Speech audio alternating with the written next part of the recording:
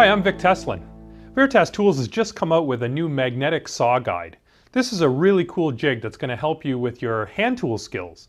It's going to allow you to accurately cut shoulders with a handsaw as well as defining the edges of dadoes. Let's take a closer look at it. The magnetic saw guide is available in an 8-inch length for joinery and a 14-inch length ideal for carcass dadoes. The guide face uses magnets to hold the saw and low friction tape to ensure smooth sawing.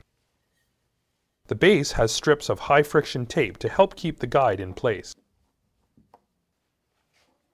Use a square to line up the saw guide and clamp it to the work.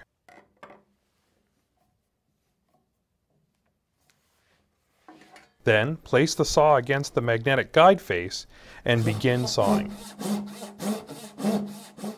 The guide is also handy for pairing the baseline of dovetail sockets.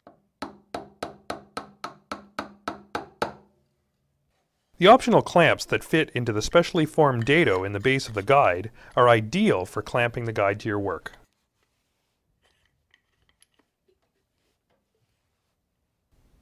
Using the magnetic saw guide at the bench is really going to help your hand tool skills and allow you to saw with confidence.